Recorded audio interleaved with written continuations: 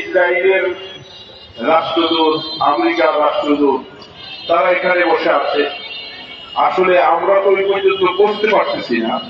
আমার কথা হলো, এখানে ইসরায়েলের রাষ্ট্রদূত যারা আছে তাদের এবং আমেরিকার সহযোগিতা করে রাষ্ট্র যারা আছে, যদি ইসরায়েলের পক্ষে অবলম্বন করে আমেরিকা যদি ফিলিস্তিনের উপরে আক্রমণ চালিয়ে যায়, রমজান তো চলে যাচ্ছে, রমজানের পরে সারা বাংলাদেশের তৌহিদি জনতা একসাথে মিলে রং মাস করে আমেরিকার দূতাবাসকে বাংলাদেশকে উদ্ধার করে দেওয়ার জন্য আমরা আন্দোলন করব।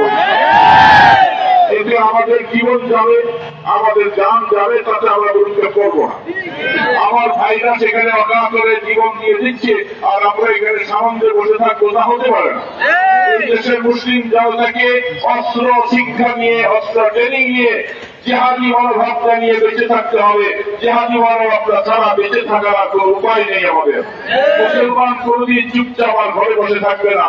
মুসলমান জাতিকে অবশ্যই অস্ত্রের ট্রেনিং নিয়ে তাদেরকে সবসময় নির্যাতিত মুসলিমদের পাশে দাঁড়াতে হবে। সাথে বলতেছি, ডক্টর ইউনূস সাহেব জাতিসংঘের মহাসচিবকে নিয়ে ইফতার মাহফিল ছিল। জাতিসংঘ কোথায় আজকে?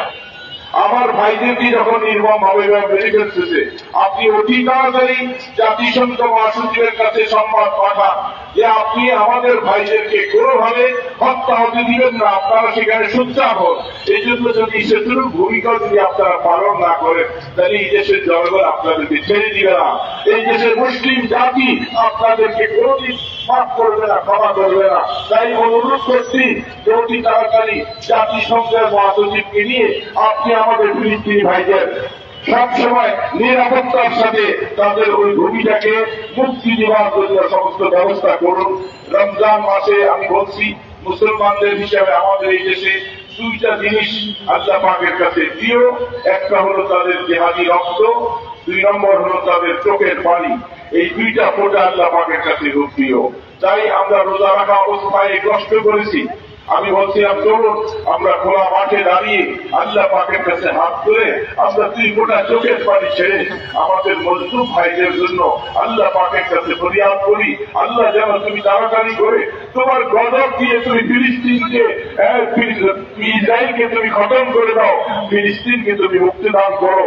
এই জন্য আসুন আমরা আল্লাহ পাকের কাছে খোলা আকাশে দাঁড়িয়ে হাত ধরে মদিনার নবীর উপরে দুরূদ ও সালাম পাঠ করে আল্লাহর কাছে ফরিয়াদ জানাই, আল্লাহ আমাদের ক্ষমতা এতটুকু পর্যন্ত আছে, আমরা এই ক্ষমতা নিয়ে মাঠে দাঁড়িয়েছি, দয়া করে আমার ভাইদের মুক্তির ব্যবস্থা করে দাও।